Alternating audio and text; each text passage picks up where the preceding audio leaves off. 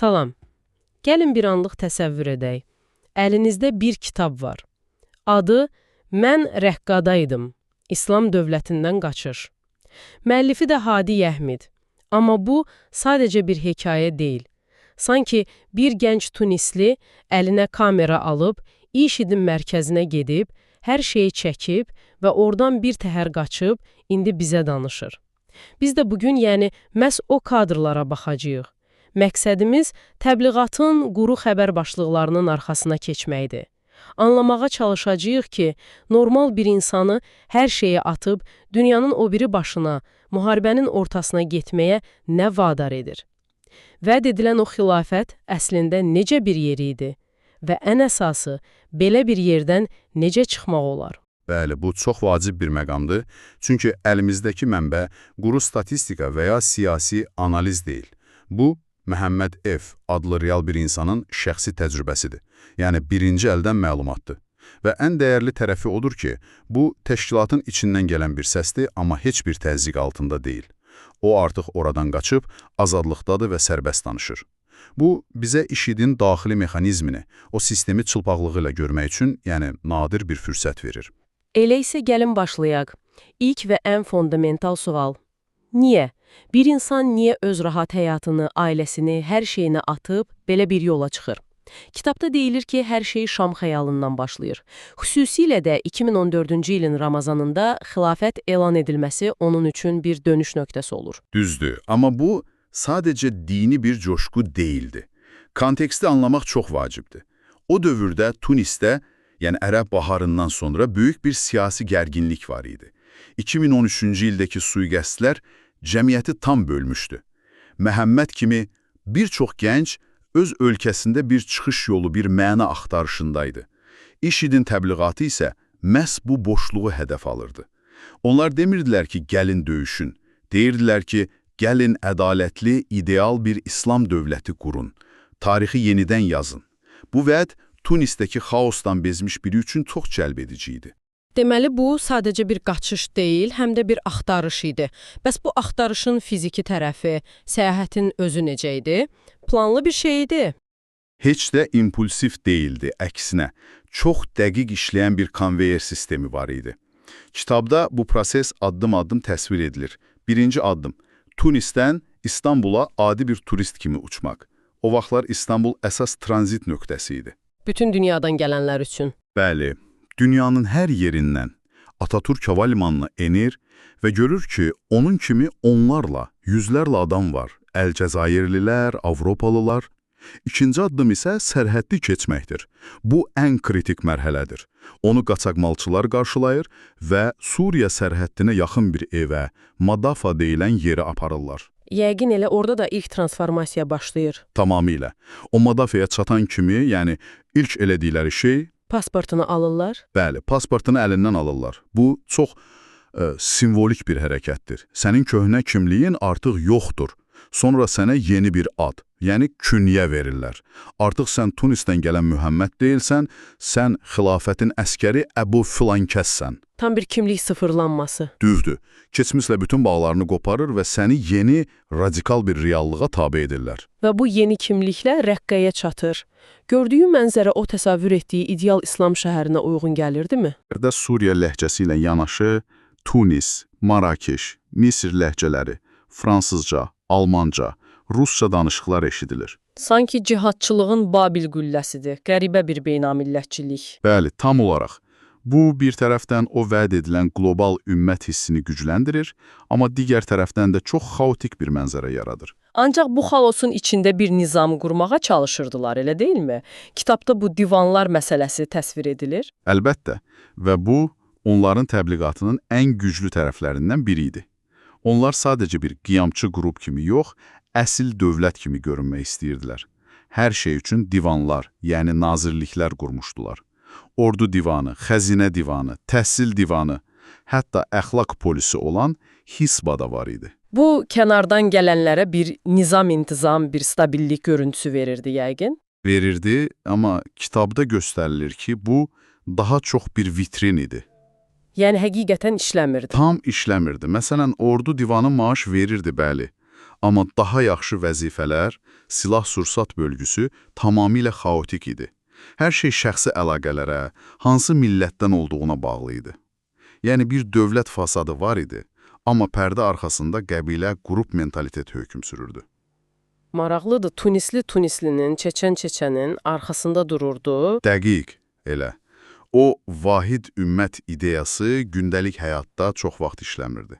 Buna ən yaxşı sübut da yəqin kitabda təsvir edilən o kiçik Tunis məhəlləsidir. Münbiçdə Tunislilər o qədər çoxuymuş ki, özlərinə ayrıca bir icma qurublar, küçələrə Tunisdəki şəhərlərin adlarını veriblər. Bu, bir tərəfdən o qlobal xilafət ideyasına zidd deyilmi? Tamamilə ziddi. Bax, bu ideologiya ilə reallıq arasındakı ən böyük uçurumlardan birini göstərir. Təbliğat deyir ki, millət yoxdur, sərhəd yoxdur, hamımız qardaşıyıq. Amma reallıqda insan təbiəti öz sözünü deyir. İnsanlar özlərinə bənzəyənlərin yanında özlərini daha rahat hiss edirlər. Bəs bu yeni gələnləri ideoloji cəhətdən necə hazırlayırdılar? Təkcə döyüş təlimi deyildi yəni ki? Əlbəttə, hər yeni gələn məcburi şəriət kurslarına qatılmalı idi. Və burada əsas məqam budur. Bu kurslar dini təhsildən daha çox beyin yuma seansları idi. Məqsəd dindar insan yox, itaətkar əskər formalaşdırmaq idi.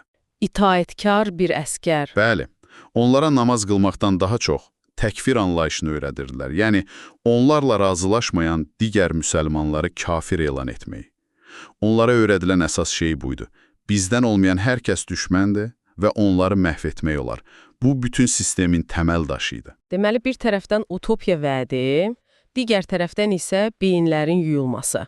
Bəs Məhəmməd bu reallığın qaranlıq üzü ilə nə vaxt toqquşdu? O xəyallar nə vaxt çatlamağa başladı? Ən kəskin zərbələrdən biri Sabaya, yəni əsir götürülmüş Yezidi qadınlar məsələsi olur. Kitabdakı təsvirlər həqiqətən də sarsıdıcıdır. O görür ki, bu qadınlar əşya kimi alınıb satılır. Köləlik 21-ci əsrdə yenidən dirçəldirilib və buna açıq-aşkar dini don geyindirilir. İnanılmazdı. Evli olmayan döyüşçülər üçün mühacir qadınlar üçün qonaq evləri var idi, amma əslində bunlar Yezidi qadınların saxlandığı və satıldığı mərkəzlər idi. Qiymətlər minlərlə dollara çatırdı. Bu ağlasığmazdı. Yəni, saf İslam dövləti iddiası və kölə ticarəti. Bu ziddiyyəti necə həzm edirdi? Reaksiyası necə idi? O, dəhşətə gəlir. Beynindəki ideal İslam dövləti ilə gördüyü bu mənzərə arasında heç bir əlaqə qura bilmir. Komandirlərinə sual verməyə çalışır, amma aldığı cavablar onu daha da şoka salır. Deyirlər ki, bu şəriətin bir hissəsidir. Bu məqam onun üçün ilk böyük qırılma nöqtəsi olur. Anlayır ki, gəldiyi yer ədalət diyarı yox, amansız bir istismar sistemidir. Və yəqin ki, döyüş meydanındakı reallıq da bu məyusluğu daha da dərinləşdirir. Təbliğat videolarındakı qəhrəmanlıqdan fərqli olaraq onun təcrübəsi necə idi? Tamamilə fərqli. O, Palmira və Kobani kimi şiddətli döyüşlərdə iştirak edir. Amma onun təsvirlərində heç bir pafos, heç bir qəhrəmanlıq yoxdur. Ancaq qorxu, daimi ölüm təhlükəsi və mənasızlıq hissi var. Anlayır ki, o, böyük bir ideya uğrunda vuruşan mücahid deyil, sadəcə bir piyadadır. Bir ət çəkən maşının içindəki kiçik bir vind? Bəli. Amma ən böyük zərbə döyüşün özü yox, döyüş yoldaşları arasındakı münasibət idi. O, bir İslam qardaşlığı gözləyirdi. Amma gördüyü şey milliyyətə görə qruplaşmalar, intriqalar və dərin bir paranoya idi. Təşkilat daxilində daimi təmizləmələr gedirdi. Bir gün qəhrəman olan sabah xain elan edilə bilərdi. Kitabda Əbu Ducanə adlı tanınmış bir komandirin qəfildən həbsini təsvir edir. Səbəbsiz yerə. Heç kim səbəbini bilmir. Bu hadisə ona göstərir ki, burada heç kimin təhlükəsizliyi yoxdur və o, qardaşlıq mifi tamamilə yalandır. Xəyal artıq dağılmışdı. Bütün bu məyusluqlar toplanır və nəhayət qaçış qərarı verilir. Amma bu deyilməsi asan olan bir şeydir. Belə bir yerdən necə qaçmaq olar? Bu intihar kimi bir şeydir. Tamamilə. Qaçmaq qərarı vermək ən çətin hissədir. Çünki qaçarkən tutulanları hamının gözü qarşısında edam edirdilər. Dəhşət. Bəli, digərlərinə dərs olsun deyə. Amma Məhəmməd üçün artıq o qədər məyusluq var ki, heç nəyin əhəmiyyəti qalmır. Onun üçün əsas məsələ o yalandan qurtulmaqdır. Bəs plan necə başlayır? İlk addım nə olur? İlk addım pul tapmaqdır. Qaçaqmalçılar böyük pul tələb edirlər. Onun isə pulu yoxdur. Və burada hekayənin ən dramatik məqamlarından biri yaşanır. O, qaçışını maliyyələşdirmək üçün gizli şəkildə öz Kalaşnikov avtomatını satmalı olur. Silahını satmaq. Bu həm də çox simvolik bir addımdır. Onu qoruyan yeganə şeyi satır. Bəli, bu onun köhnə kimliyindən tamamilə imtina etməsinin sonuncu aktıdır. Artıq o döyüşçü deyil, sağ qalmağa çalışan bir insandır. Qaçış səyahəti isə onun gəlişinin sanki güzgüdəki əksidir. Yenidən qaçaqmalçılara güvənmək, amma bu dəfə işiddən qaçmaq üçün. Hər yoxlama məntəqəsi onun üçün ölüm riski demək idi. Əlbəttə, gecələr hərəkət etmək, gündüzlər gizlənmək. O, diqqət çəkməmək üçün uzun saqqalını təraş etməli, görünüşünü tamamilə dəyişdirməli olur. Və nəhayət, o qorxulu səyahətdən sonra yenidən Türkiyə sərhədinə çatır. Bəli, o an tam bir katarsiz anıdır. Qaranlıq bir gecədə tikanlı məftillərin altından sürünərək Türkiyə tərəfinə keçir. Həm fiziki, həm də psixoloji cəhətdən tamamilə tükənmiş vəziyyətdə. Amma azaddır. Amma azaddır. Yaxşı, gəlin bütün bu hekayəni yekunlaşdıraq.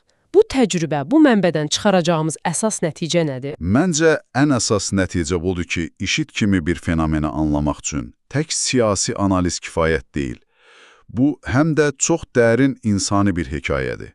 Bu mənbə bizə göstərir ki, qeyri-müəyyənliklə dolu bir dünyada bir məqsəd və kimlik vədi, hətta bu zoraki bir məqsəd olsa belə, necə güclü bir cazibə qüvvəsinə çevrilə bilər və eyni zamanda ən güclü təbliğatın belə amansız reallıq qarşısında necə çürüyüb dağıldığını göstərir. Bəli, bu bir ideologiyanın cazibəsinə düşməyin, onun içindəki reallığı yaşamağın və sonra öz ruhunu geri qaytarmaq üçün aparılan o ümidsiz mübarizənin çox şəxsi portretidir.